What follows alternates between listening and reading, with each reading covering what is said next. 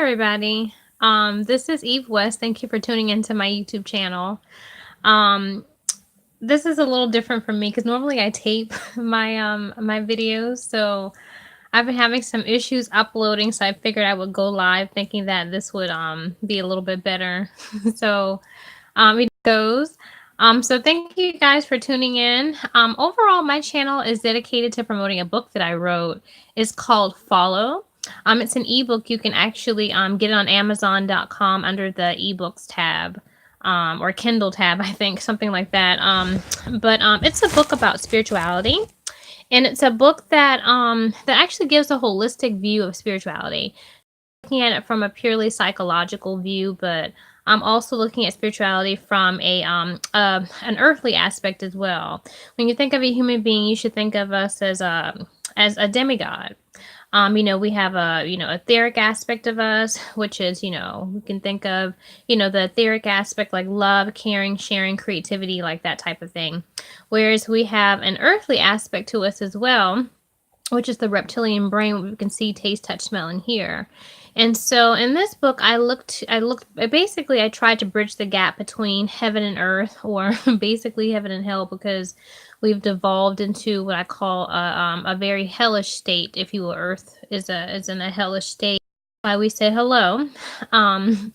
So I really tried to look at why there's such a huge polarity, if you will, between the spiritual and the earthly aspect of ourselves, and looking at the various constructs that work to divide and to separate the left and the right brain, or what, in Christian theology, what we would call Adam and Eve, or in Egyptian mythology, what we would call Isis and Ra. In the New Age, you would call the conscious and the unconscious mind, or the ego and the astral self, or in layman's terms, God and the devil, basically. So that's pretty much what my book, focuses on. And I look at the various constructs of the matrix that actually divide the mind and create psychological splits, such as religion. Religion is a big one. I also focus on, the government structure itself. I focus on the familial structure. I focus on media and entertainment, and education as well. So I was a teacher. I've taught school for over 13 years. And so, I really got a chance to see the inner workings of education and how it really works to push the intellect, and it doesn't actually provide balance, if you will, balance of the feeling earthly aspect of us with the psychological mind. And so, this particular video is really geared towards secret societies and geared toward Freemasonry.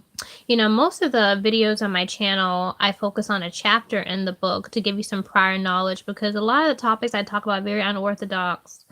They're topics, that a lot of spiritual, metaphysical books and, teachers don't really get into very much, such as sex and race and money, stuff like that. And so before people kind of read that stuff, I really like to kind of, get my voice out there so I can kind of explain to you, what I really meant by what I wrote. When you're reading something, you oftentimes paint your perspective instead of necessarily, getting the perspective of the person who wrote what they, wrote the book. So I really wanted to, expose a lot of Freemasonry, symbolisms and things like that, because, in our society, we're so caught up in the mundane aspect of existence, and we're caught up in the physical, but we're not able to see the unseen, if you will, within our reality. And so Freemasonry is very integral to the unseen aspect of our reality. When we think of Freemasons, like if you want to think of some prior knowledge or whatever, some people know about Freemasons. They're a secret society. They're a fraternity. They're responsible. They have the protractor. The protractor is like the symbol of Freemasonry and so forth. And so even, that symbol right there, the protractor, lets you know that the real Freemasons, they actually are the architects. A protractor is associated with an architect. Back in the day, I think when I used to go to shop, we used to use the protractor, and the protractor creates a circle. And so that, basically, in order for you to build a structure back in the day, I'm sure they have sophisticated technologies now that allow you to, to do what the protractor used to do. But the protractor was a designer to design something. And so the Freemasons are the architects. They are the designers of our false matrix reality.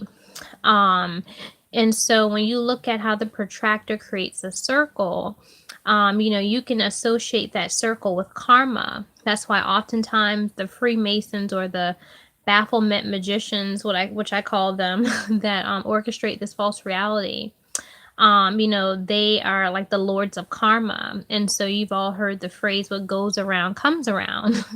And so basically, this whole entire matrix system is designed to create the illusion, I should say, of karma. It's funny because in many metaphysical circles and teachers will tell you that karma is real. And so, what I teach in my book is that karma is not real. Karma is an illusion. And so as a result, the way that the mind observes and actually takes in information, it takes it in as cause and effect. But if you look at certain, metaphysical texts, really old ancient texts and things like that, like, you look at the Bible, like say for the Bible itself, the Bible is written in scripture. It's a script. Whenever you descend into earth reality, you descend from an avatar of the zodiac. And so this is the wheel of the zodiac, or the wheel of rebirth. And so you are actually literally playing a part. You are not, you are made into a personality. That's why so many people, they identify themselves with their horoscope. They're like, oh, that's me. Like, for example, I'm playing Sagittarius in this incarnation. And so Sagittarius is very much a philosophical, intellectual sign. And so I'm very philosophical, very intellectual. It's not by, my nature that I'm like that, but that is an artificial construct. And so, basically you just incarnate into these, what I call coffins, these avatar coffins. And so, your life is designed to look like you actually make decisions within your life when you actually do not. Some people, they're like, oh, I because of this accomplishment or whatever, this accomplishment I got, I worked hard, and because I worked hard, that's how I gained that accomplishment. But in actuality, from what I teach, from my perspective, whatever you are here is what you've been made to be. And so I talk about the Christ. And so that's when the Christ comes in, because the Christ actually looks at duality. The Christ looks at the positive and negative, the feminine and the masculine aspect of our reality. And it actually stays out of duality. It just observes duality. And so you can't necessarily identify with any, positive attributes about yourself or negative attributes about yourself if you want to ascend off of the earth plane. It's very easy to do this because the way that our reality is set up, it is set up foolproof to look like cause and effects. But it is, it definitely, is everything that happens during the course of your life is a law. And yes, that means everything. Like, for example, in your incarnation, if you meet someone and you fall in love, that was the law. That was the law of the universe. There are no mistakes, if you will. And so you may think that, I don't know, you did something to pursue a relationship with someone, but you actually did not. That person was purposely placed within your I guess what you would call path, if you will. And so it was, it was a destined type of thing, if you will.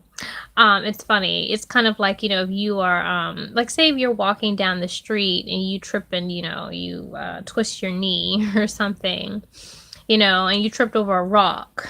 So, someone who is, hasn't woken up to the matrix, if you will, or to the higher levels of metaphysical thought would say, well, what's the reason why I tripped up? And so if you're still living from your reptilian brain, you would say, oh, because of that rock. Because of that rock, I tripped, I tripped up and, I sprained my ankle or whatever. But someone who is, more in tune to the higher frequencies or the higher dimensions knows that that was purposely within your path to make you fall.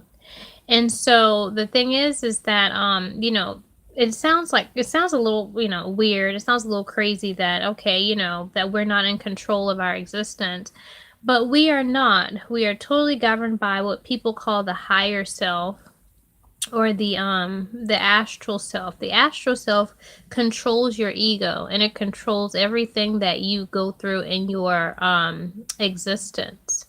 You can think of the higher self or the astral self as the devil, or the unconscious. And I know people are like, oh, devil, what is she talking about? That sounds a little strange. The thing is that when you go back to the book of Genesis and you see the creator God in the book of Genesis separates Adam from Eve, what he really did was create an ego and an unconscious. Or, he separated spirit from matter, if you will. And so there's an aspect of you that would you go to at night when you go to sleep. So as you're an ego, you are placed within a restriction. You're within a restriction. So you have laws and rules and things like that to follow. And so whenever you, when you go to sleep at night, you have to release those restrictions, if you will. So, I like to use the example, like, say if you had to work at, like at the Chick-fil-A or something like that, and you get a really irate customer, and you have to say, my pleasure. If the person says thank you, every time I went to Chick-fil-A, when I said thank you, the person that was working there said my pleasure. And so when I started to really study a whole lot of spiritual doctrines like Taoism and stuff like that, I noticed that, it talks about how, the soul is supposed to be very childlike and whimsical. And, you're supposed to live life in a very lighthearted type of way. But, when you are put within a false construct that's very alien and very unnatural, you are made to act in a certain way. And so if I was like a really, just snarky customer and I'm like, hurry up and get my food and all this stuff, and you had really bad cramps that day or something, you wouldn't want to say, if I said thank you, like really nasty, you wouldn't want to say my pleasure. So you probably be saying something like in your head, like screw you or something like that. And so here you have a psychological split. So within the construct of the matrix, you were made to say my pleasure. So that's your ego, which is your mask. But in your head, you said, screw you or cussed me out or something like that. So this is your ego, this is your astral, or this is Isis or Ra, or this is Adam or Eve, or this is the God and the devil, whatever you want to call it.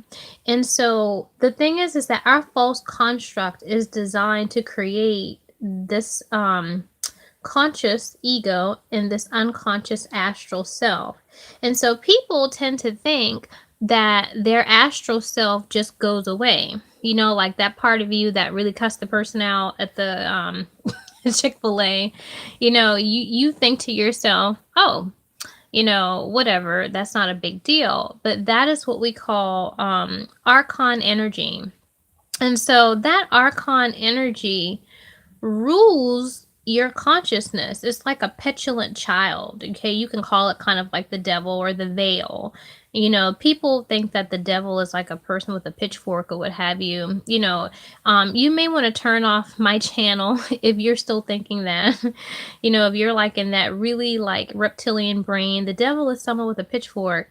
The devil just represents the veil, the unconscious mind. And so when you look at, these words or what have you, these allegorical aspects of the psychological mind, they're just symbolism, if you will. So the devil is the veil or the veil. That's why Eve is Adam's wife. She is veiled. She is a wife. And so the veiled aspect of you, or I should say the unconscious aspect of you, it does not go away. It escapes to the astral plane, and it just actually becomes bottled up there. It becomes bottled up in the astral. You can really associate the astral plane with the moon. The moon is is you can say from a celestial point of view, you can say the moon is like a waste dump, if you will, a waste dump for the ego in a way. So all of those times that you weren't really, living within integrity, and you were forced within the matrix, you were forced to play a part of you that you didn't want to play, then that goes to the astral, and you live on the astral realm every night. You're working out your restrictions or what have you that you had within the physical. And so people call this in the New Age, they call it a shadow. But all the various constructs of the matrix actually create this type of shadow person. Even like the family structure, the familial structure. Say, for example, you grew up, like you're a woman and you grew up in a family that considered women to be more docile. You get married, you have children, you cook and you clean the house, and you do what your husband says. And for the most part, the women in your family are like that. But when you're born to this family, you see that you are different. You don't really want a husband. You don't really want children. You want to have a career that allows you to travel, and you want this more glamorous life. Let's say you want this more glamorous life. You just want to be independent, if you will. But you were born into a family where you cannot, or you're shunned for being independent. And so you pretty much conform. The system is designed for you to conform to what what your family wants. And so when you conform, you realize there's a resistance within you. And so this is your conscious ego and your unconscious. And so your conscious ego is like, I'm going to do what my family says. But your unconscious is saying, this is what I want to do. And so whenever you're working against your heart, you can think of your unconscious as, I wouldn't say it's your heart per se, but it has more, your unconscious really has more integrity than your ego. But because of the restrictions that you're placed within an ego, it debases the heart. And so the heart that we carry within the matrix is not necessarily our own, because we're constantly under a restriction. So it debases it, and it really creates what we call a beast. In the book of Revelation, because everything in the Bible is about consciousness, and it's an allegorical depiction of consciousness, but it solidifies into a demon or a beast or what have you when you have so much archon energy where you're not living in integrity with your ego, with your heart. And so your heart becomes really just filthy, disgusting, and debased.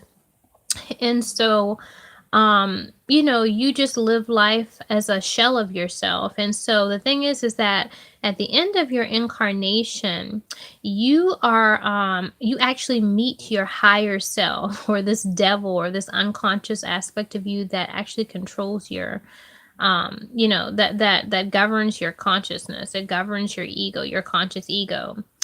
And, you really discover that it's very alien to you. And, when it comes to Freemasonry, they are the architects that facilitate this environment that causes you to have a great discrepancy between your ego and your astral self. Oftentimes Baphomet, if you see pictures of Baphomet, he's like the hermetic god or whatever that has that as above, so below thing, where he has one hand pointing up and one hand pointing down. And so basically, the Freemasons, the Baphomet magicians, they govern the metaphysics. And since they govern the metaphysics, then they actually make you materialize their reality. And so what does that mean? Well, like for example, I'm a Black woman, and so, in the physical, I'm a Black woman. And looking at, the community, the Black community, to see how it has deteriorated so much, it really, you have to think to yourself, well, why has the Black community, deteriorated, to such an extent? And so it is basically the matrix environment that actually perpetuates, poverty, and it perpetuates, the Black community not flourishing. When you look at television, you look at shows like Love and Hip Hop, or you look at, what is it, like the Housewives of Atlanta, or, what is it, like Basketball Wives, and shows like this. It actually portrays Black people in a less balanced way, in a more satanic way. And when I say satanic, I'm not necessarily saying like satanic in a sense of what is it? I'm not saying satanic like they're devil worshippers per se, but Satan is an allegorical depiction of the Greek god Saturn, which is the god of the material.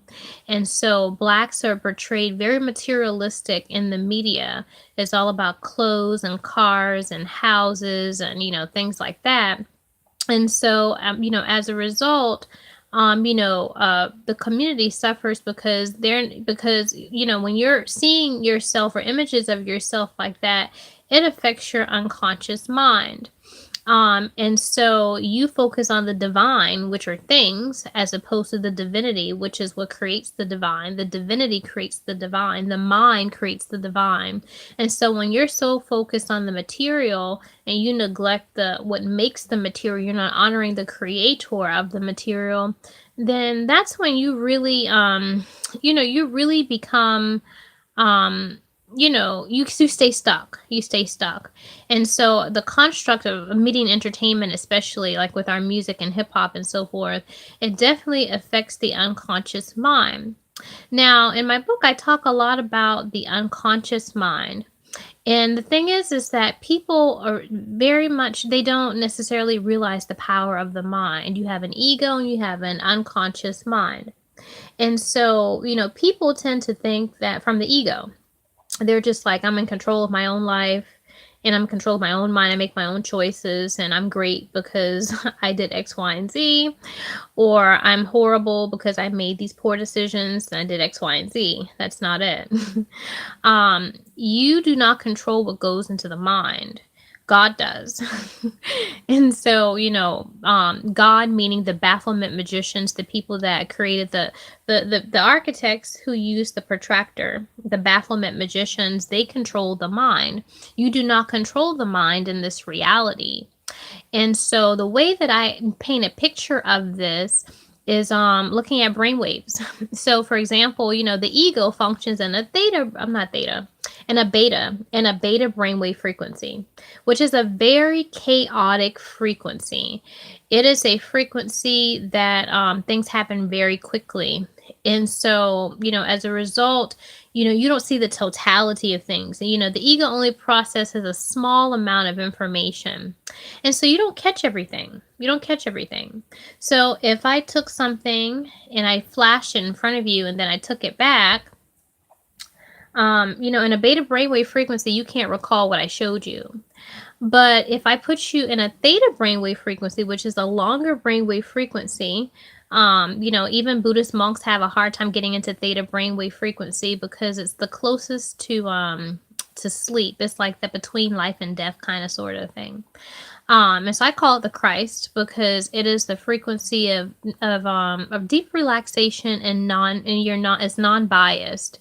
It's a neutral frequency to me. And so you can see the totality of everything. So when you're in theta, you could recall every single detail of what I showed you. And so that goes to show that, you can't recall what I showed you quickly within a beta brainwave frequency. Not, in this video, you could, rewind it and see what I showed you. But if like we were in real time, we were, talking and I flashed something to you, like if I said, hate yourself because you're black or something, like say if I just showed you that, right? And I took it away.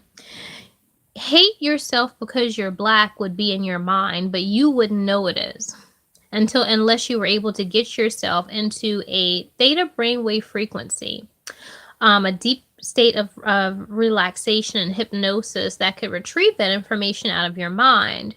And so if you are living your incarnation and living your life in a beta brainwave frequency of the ego, and you don't know what's in the unconscious and you can't even gain access to the unconscious mind, you are what we call a slave. You are a slave.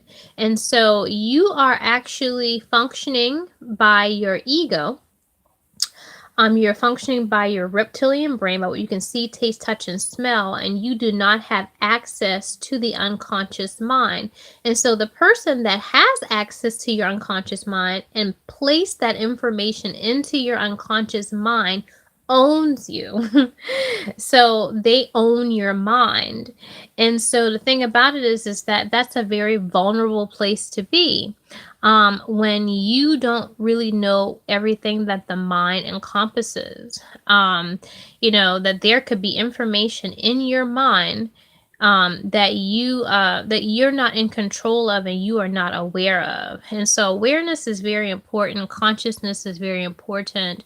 But the way that the matrix is set up is very difficult to get into a theta brainwave frequency to retrieve those aspects of your mind that you're not aware of. And so the Freemasons, going back to Freemasonry, the Freemasons do not want you to gain access to that unconscious aspect of yourself. They would like that to rush upon you at the time of death. So at the time of when you give up the mind and body is when they would like you to meet your unconscious. They try everything to prevent this is an environment that they facilitate.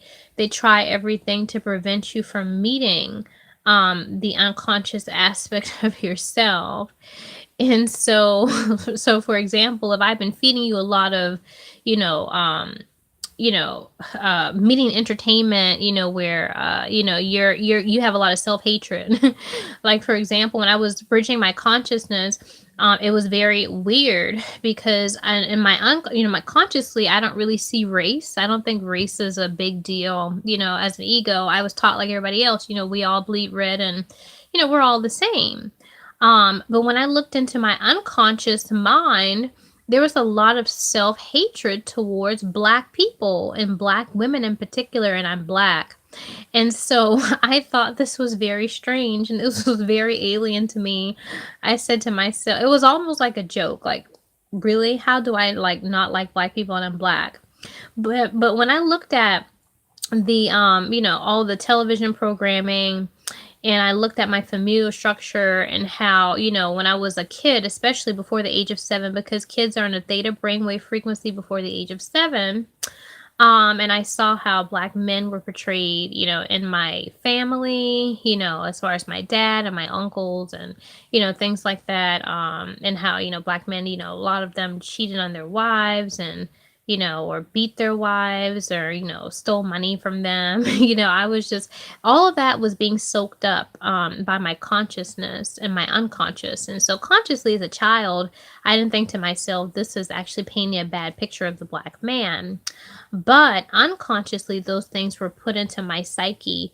And so I did not have access to them until, my DNA became activated, and I really got to see this aspect of me that I did not know. And so whenever you are waking up in the matrix and your DNA is being activated, you are you're reaching a higher taxonomy of knowledge. And as you reach higher taxonomies of knowledge, it actually erases guilt from you. It erases guilt because you come to see how you have become who you are in the matrix. And whatever you become in this false environment is what the Baphomet, Freemason, whatever you want to call them, the magicians, the architects of our society, is what they make of you. And everything is pretty much laid out for you since birth within your DNA. Everything is laid out for you. So, no one is guilty of anything here. And I know that sounds like kind of churchy. It's like, what? Like, really? Like, for example, if you, like, let's say if you, rape somebody in the matrix, let's say you rape someone, and when you're in your deathbed, you're like, oh gosh, I raped somebody and I'm gonna go to hell for that. Really, you should not go to hell for that because that's not something that's innate to you. You have to really ask yourself these questions. Should you bring to justice the person that's the rapist or the one who created rape? Just think about that from a philosophical level. Should you blame the rapist or the one that created rape? And so for me, from my logic, I would blame the one who created rape, because if you got rid of the one who created rape, then you would not have rape. And so, if you haven't reached a level of consciousness that erases that guilt or that karma from you, then you will reincarnate because you have guilt. So let's say, if you saw your dad beating your mom, and you just kind of saw before the age of 7, especially when you're in a theta brainwave frequency where your unconscious mind is really being molded and shaped, and your mind is really being solidified. You really, that misogynistic, viewpoint of women is really solidified during this time. Your dad is calling your mom, all kinds of names and this, that, and the other. And not only that, in addition to the familial structure, but say you listen to a lot of hip hop music, before the age of 7. And so, hip hop music is very misogynistic, always objectifying women sexually, and disrespecting women and stuff like that. And so, and then your friends at school, they listen to that type of music. And so so it kind of intensifies your misogynistic viewpoint of women. And let's say, for example, because of how you grew up and the type of music you listened to, you didn't really have good relationships with women. You didn't have good relationships with them as a result of how you grew up. And so that solidifies even more, that you're a hater of women, although you're very much starved for the feminine, energy and companionship. But although you're starved for it, in a way, you can't embrace it because of how you grew up. And say for example, you I don't know, like you grew up very religious, and like in the Bible, there's scriptures that talk about how women should not have should be quiet, and they shouldn't have positions in the church and stuff like that. And most of the monotheistic religions, they definitely don't give women the same rights as men do. And oftentimes women have to be covered up somehow. And so say for example, you see that women are not equal to men and men don't have to cover themselves. Say you become a lawyer, say you become a police officer, and you see that we have very patriarchal, laws. Whereas, if someone gets raped, the first thing a woman wants to do when she gets raped is wash. She wants to bathe. And so once you get rid of the DNA evidence, that's it. You can't really prove a rape case mostly unless you've got it on tape or, something like that. And so you, in your consciousness, you're like, you know what, I can get away with this. I've already, been taught to hate women. I never had good relationships with them. I'm gonna rape someone. So, the thing is that the familiar structure, media entertainment, religion, and the government structure all actually created you. All of these various constructs of the matrix shape your consciousness into becoming this rapist. And so this is reaching a higher taxonomy of knowledge. Now, if you don't reach that higher taxonomy of knowledge before you give up the mind and body, you will feel guilty for rape. And so, and the thing about it is that, when whatever we do to someone is what we're in a way doing to ourselves in a way. So you're just interacting with an aspect of yourself. And so as a result, you're not really hurting anyone except for you. And I know that sounds a little bit weird, from a metaphysical standpoint, but essentially that's what it is. So, when you give up the mind and body, the people that create this false construct, if you're like all guilty or whatever, they're going to know that you're stupid. They're going to know that you're dumb and that you really have not awoken within your incarnation to understand the truth of the matter. But regardless of that, they still work to facilitate an environment to make you feel guilty.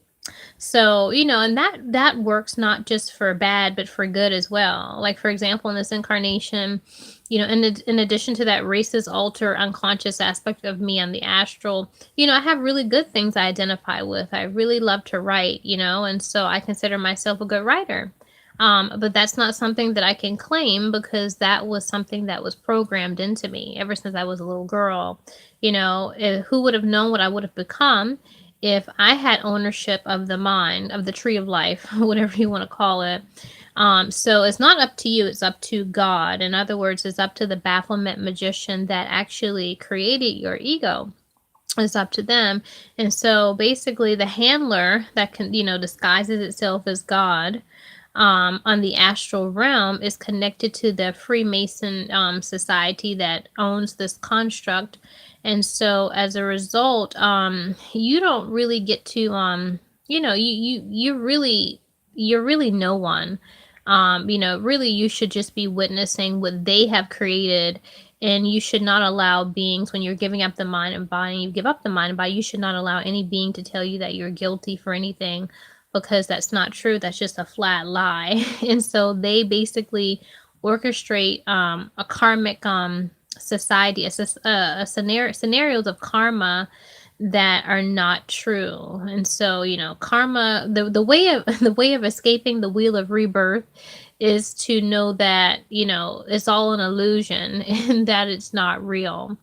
And until you realize that, and you feel sinful, if you will, for the things that you do, you'll be back here. And I feel bad for saying that because, it's a travesty for people to keep coming back and, lifetime after lifetime, paying for sins that are basically illusions, that are things that have nothing to do with them. And so, knowing that you don't have control over the mind, to me is a travesty. It's definitely a travesty to about these people, the elite, the Freemasons that actually govern our existence. And I really, in my book, I try to paint a picture of the Freemasons, who are basically the elite. And so when we think of the elite, we look at the word elite, El is the ancient Hebrew name for Saturn, and Saturn is the Greek god of the material, which is allegorically depicted as Satan in the Bible. So they're Satanist. And so what it means by that is that they have plateaued out of the material. So things that normal that make normal people feel good, if you will, they can't necessarily get an emotional charge from it. So what does that mean? Like, for example, if someone called you and was like, oh, you want to go to Bora Bora today, you would really appreciate that. You would say, wow, I've never been to Bora Bora. I saw it on the Kardashians or something like that, and the water's really beautiful, and it's very lush and pretty. And so it's like, wow, I would really appreciate that because I've never been somewhere so exotic like that before. But an elitist, can go to Bora Bora whenever they want to. That's not something that they would appreciate. So they would say, well, I've been to Bora Bora 23 times or 100 times, whatever it is. And so, it's like, it doesn't matter. Like if someone gave you a Hermes Birkin bag and they said, oh, this is for your birthday, whatever the case is, you would say, wow, that's a very expensive bag. You would feel, happy to have something like that. But the elite do not feel happy. Those things don't make them feel happy because they can have those things whenever they want. And so, and another thing too, they can't really floss because their inner circle, other people have Hermes Birkin bags and they've taken trips, all over the world. And so life becomes very, they become very poor.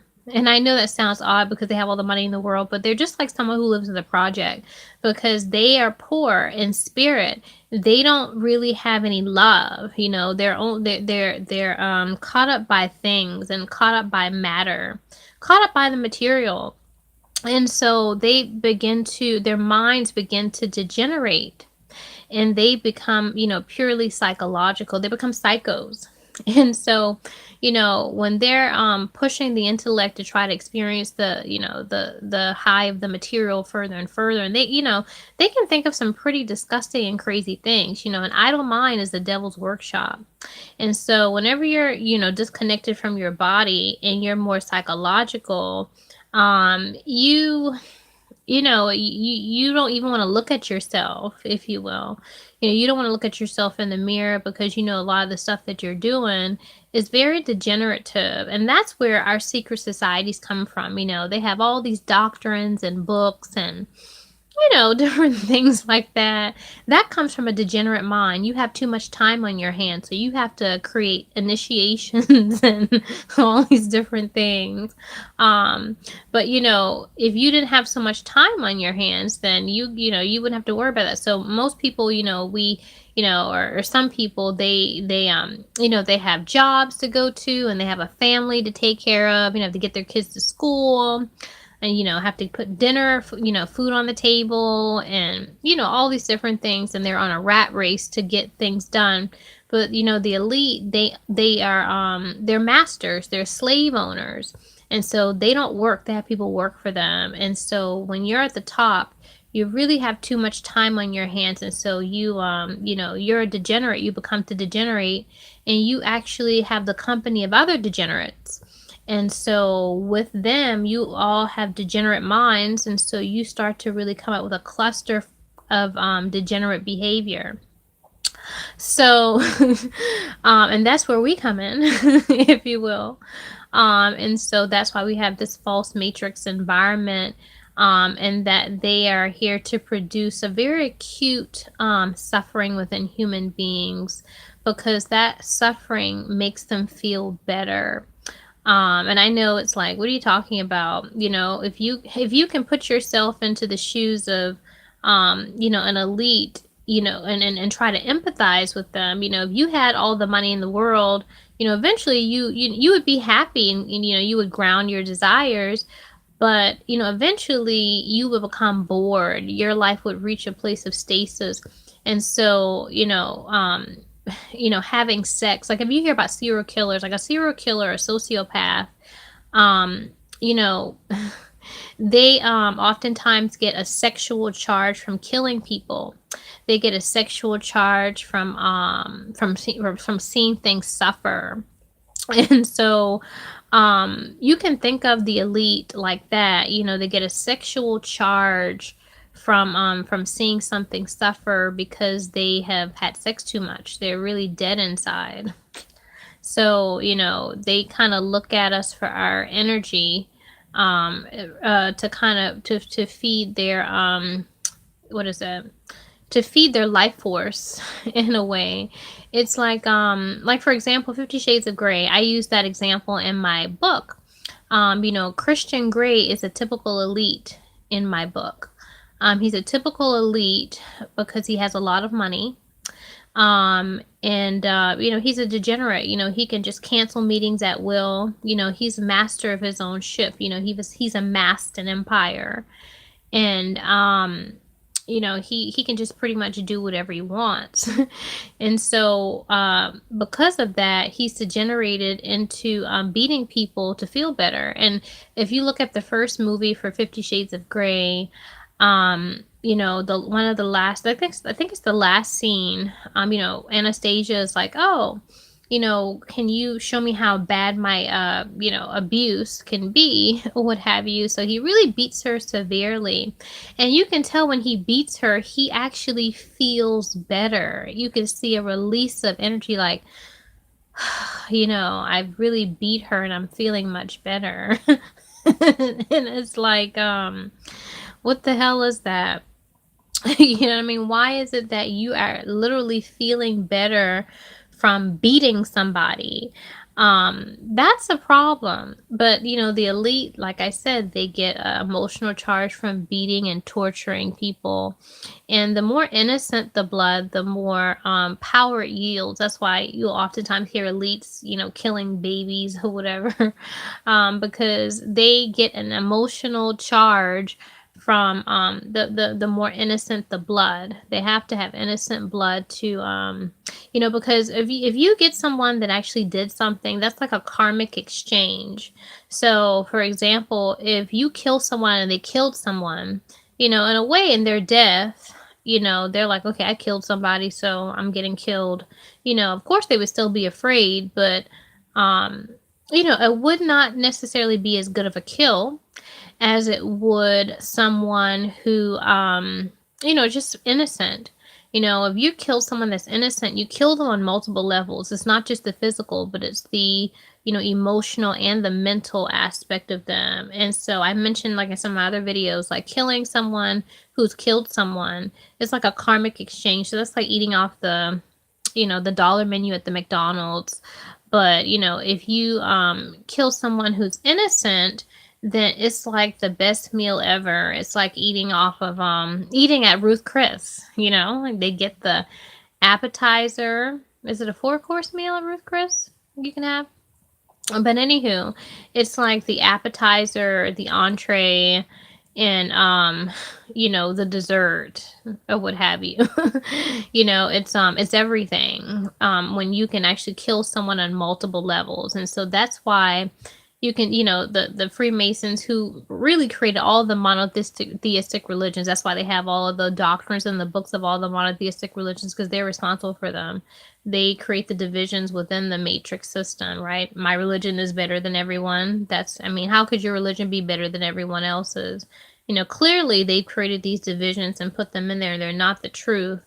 But they put these, monotheistic religions in there. Pretty much just to divide you and into put in these Messiah type figures that they assassinate, like Christ, like Jesus, who is just talking about truth and love. And so his the blood of Christ is very important within Christian theology, because it yields so much power, saving power, because it's really an exchange of power. It's not a karmic exchange. It's actually Jesus, the story of Jesus, giving his immortality for then taking their mortality. And so they're pretty much like, people don't really think of the Christian religion in a way like, the dark aspect of it, but it's really a very dark religion. It's very unholy. Christianity is unholy. And I know, I really don't want to like speak against anybody's religion in a way. I say that in an objective way. I know people will be like, what? Like, what is she saying? Is she, saying something bad about my religion?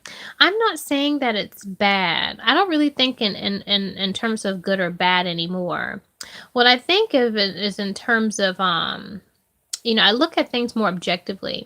So when you look at the word Christianity, and you see the suffix shun, I-A-N, and Christian, Christianity, shun means a variant of. The suffix shun means a variant or a part of. So that means a variant or a part of Christ. And so when you look at Christianity, it just focuses on the spiritual aspect of Christ as opposed to the earthly. And so that's why when you see certain, clergy, like in the Catholic Church, where the priests, many of the priests are molesting the kids, they can't marry, they can't copulate with women, they can't have sex. And so they, end up having sex with the nuns, and there's abortions and stuff like that. And, 19 kids and counting, right? They're super spiritual. That's unholy. So their earthly nature has devolved. That's why they're so quick to get married. The Duggards, they're so quick to get married. They're so quick to, I don't know, there's issues with sexual abuse in the family. Many of the girls were abused. So I mean, it's going to show when you're being super spiritual and pushing the intellect, the intellectual, psychological aspect of a human being. Your earthly is devolving, and when your earthly is devolved and debased, it comes out in very nasty, disgusting ways.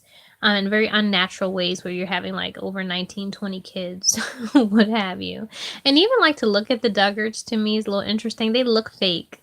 They just look like, and Josiah, and it's like, what the heck, be yourself.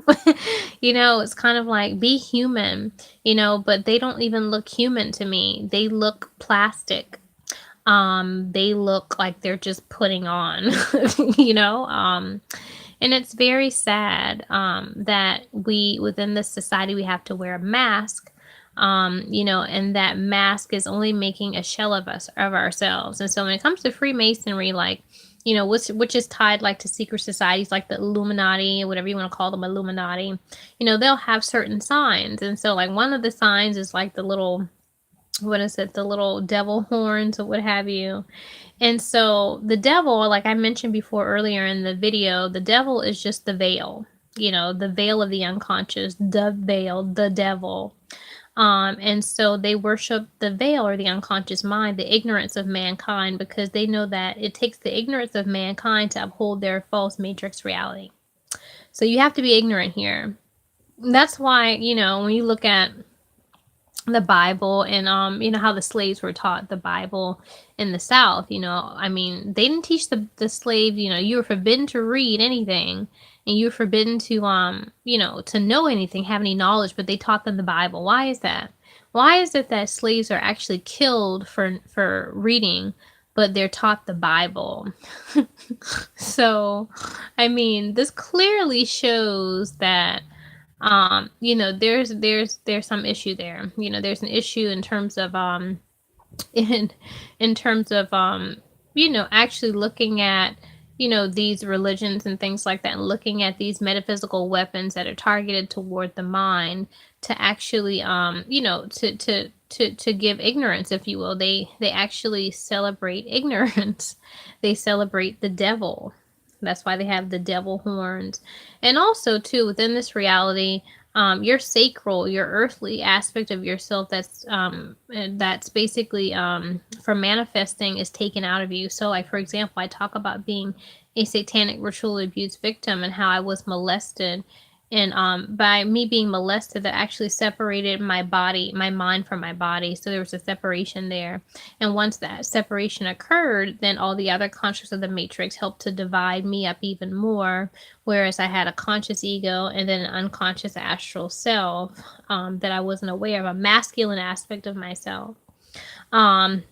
And so this happens to you every time you reincarnate. So they actually are the lords of the rings. And so when you think about the celestial planet of Saturn, which is connected to the pineal gland or the third eye, the celestial planet of Saturn has rings around it. And so it was said, once that Saturn was a planet that that was the sun of the earth. It was said that Saturn was the sun of the earth.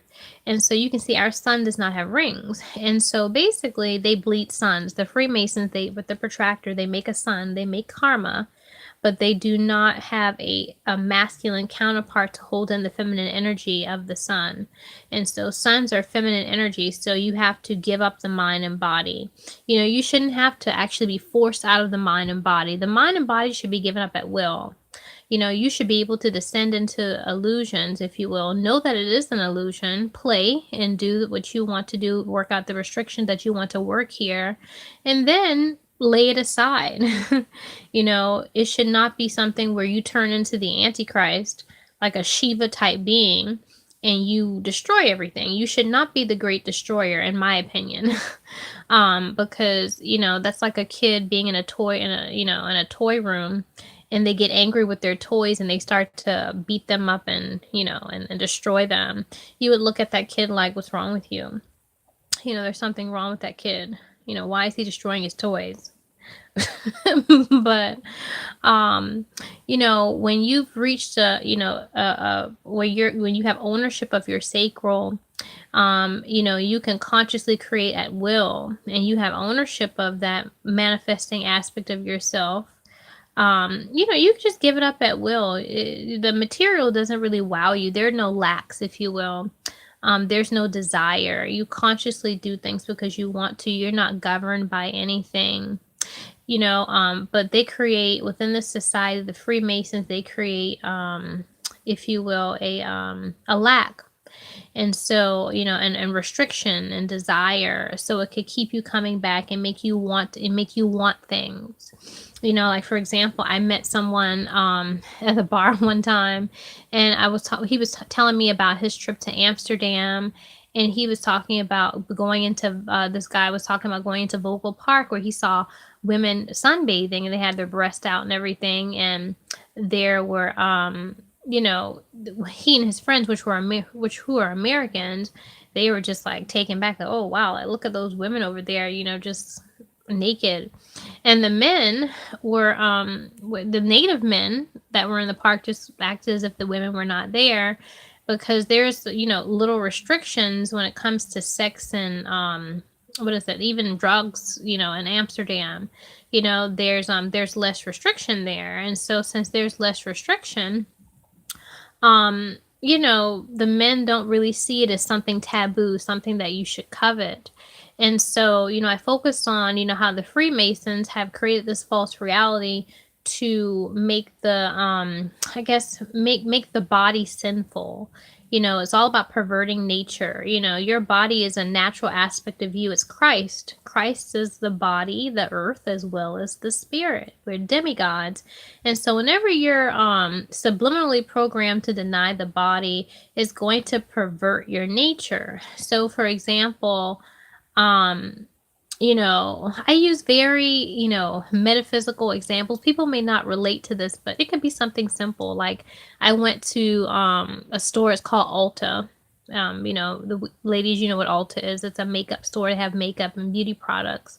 And so, you know, before I woke up, I would just go to, you know, Ulta. You know, before waking up in the Matrix, I would just go to Ulta and get some makeup and that be that.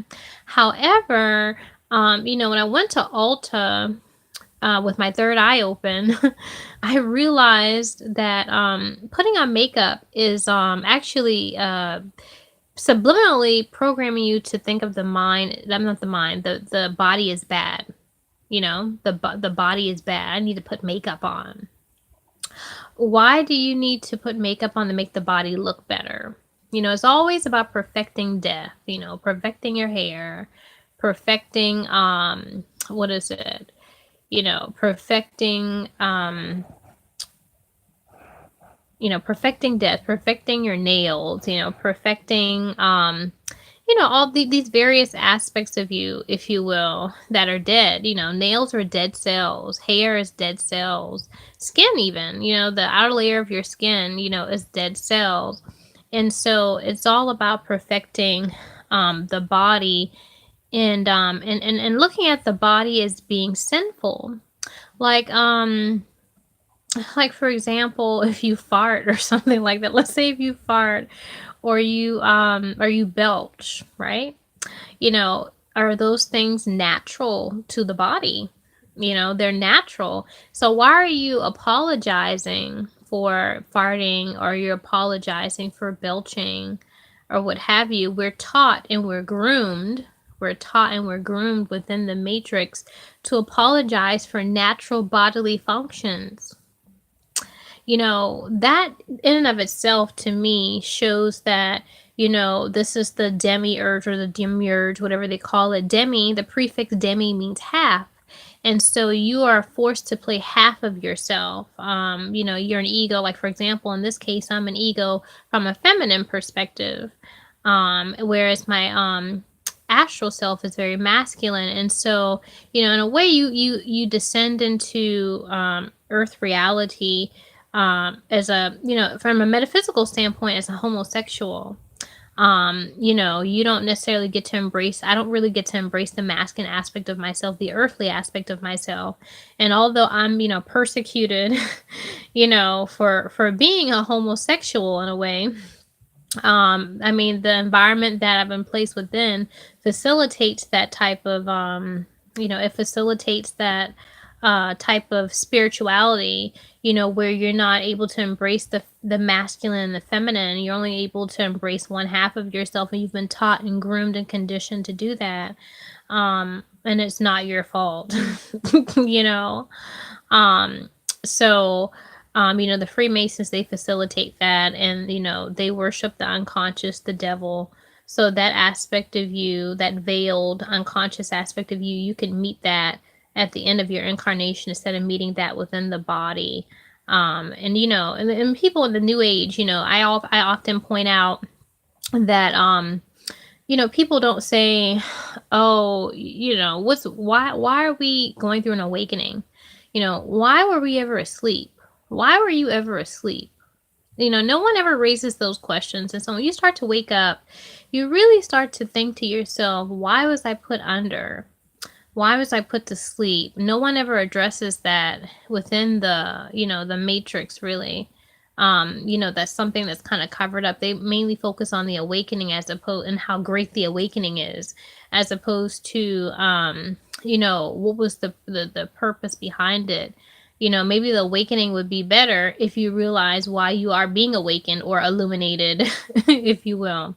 And so, the people that actually orchestrate the New Age movement do not want you to look at those various aspects of it, because you're being awakened, because awakening is like crucifixion, when you come to discover that you have an unconscious altar that doesn't like black people and you're black. That is a little interesting. It's like, okay, how'd that get there? And so when you're being persecuted for being persecuted for that, and that that's not your fault, and that's not something that's innate to you, that's a crucifixion. You're being crucified. There are certain things in the New Age movement, like synchronicities. I talk about that, mind torture tactics that have been used against me. Because everything is energy. And so whenever you're super duper psychic, like I am, super duper feminine ego, and you're living in the stratosphere, you're definitely more in tune to certain frequencies. And so, when you are facing like synchronicities, like, a lot of the New Age gurus would say, synchronicities are awesome, whatever the case is, and it shows that you're on the right path. But for the ego, a synchronicity is hell. If someone you're thinking, before someone calls you, like say your boyfriend calls and you're thinking, you think to yourself, I really want some chocolate cake. And then your boyfriend's like, hey, you want to go get some chocolate cake? And you're like, okay, well, yeah, sure. Huh? Yeah, I was just thinking that. And then like they call the next day, and or the next day you're thinking to yourself, man, I really want to go to Bora Bora.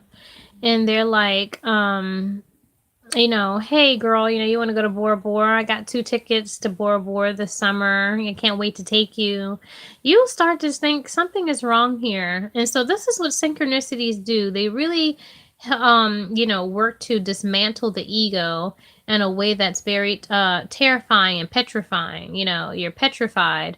as an ego, when you find out that your carefully created ego, concocted ego, is false, is not real. This is a false construct. And so, things that the New Age prides itself on being, the things that they pride as being great, it's not. It's not a good way to find out that your carefully created ego is just a fabricant, it's just a fabrication. Is actually quite demonic and actually quite evil. And so it gives new meaning to why we greet each other with hello, this is hell.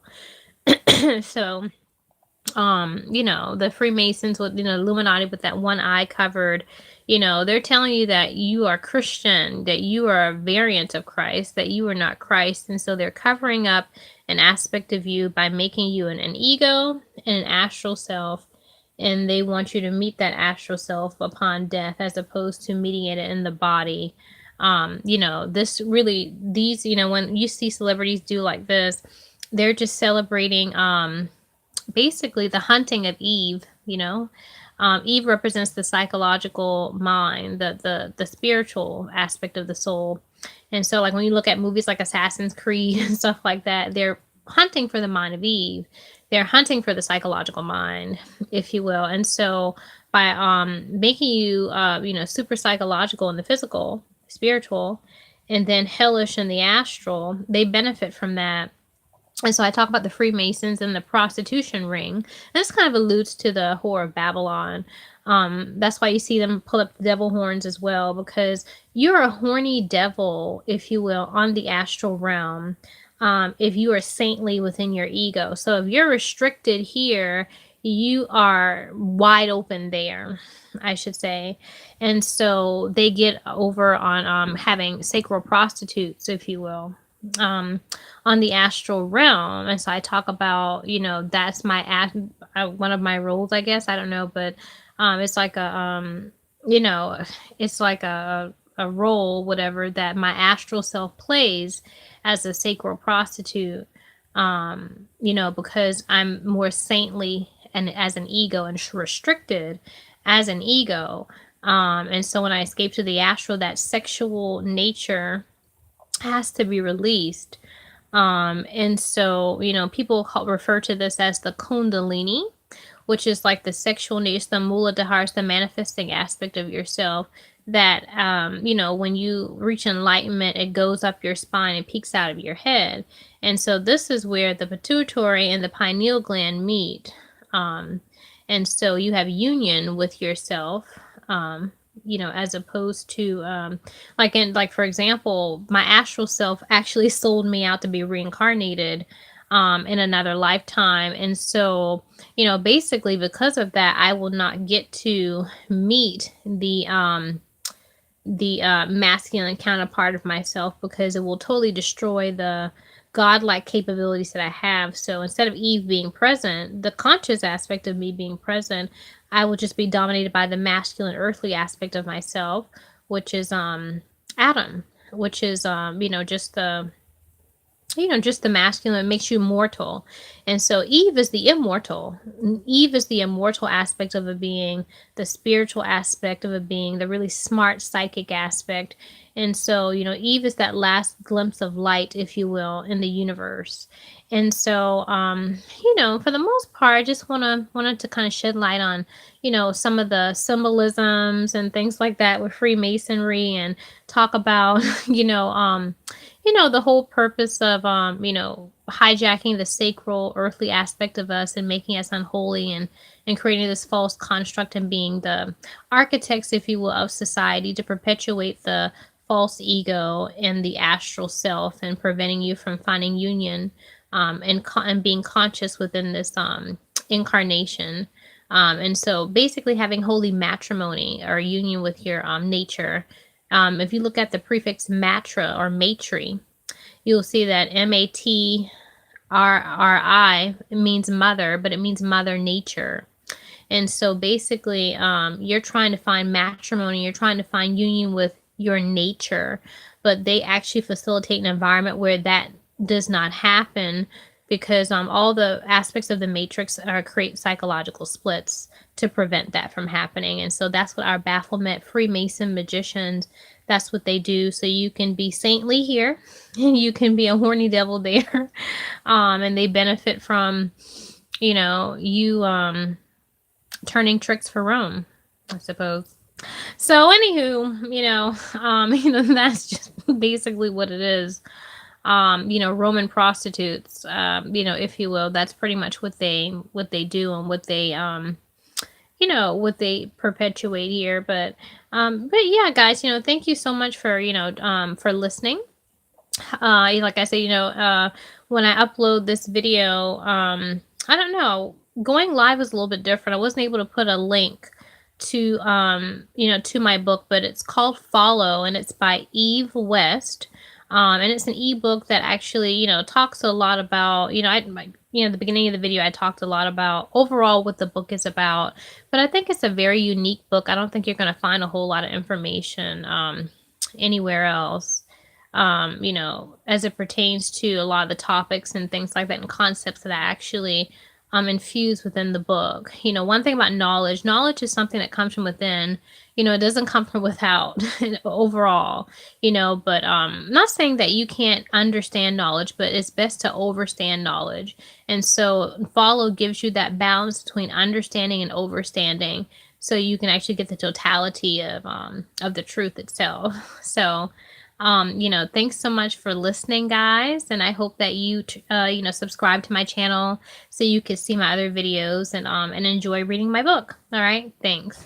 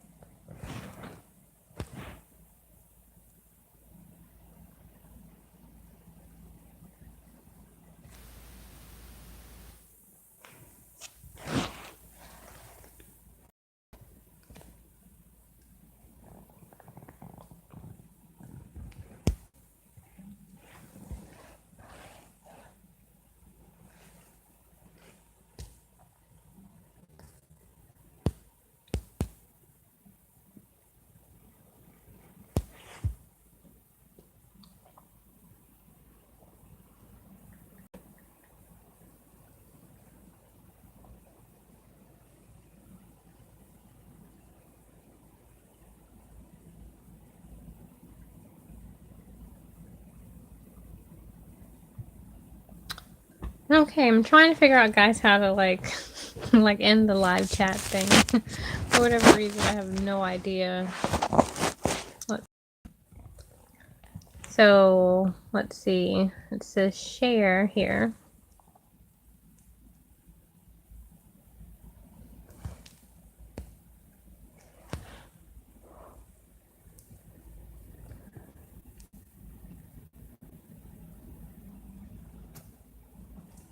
So I guess I'll share a link.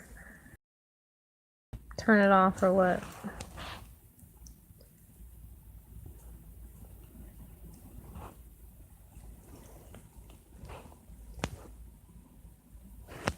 That's not it.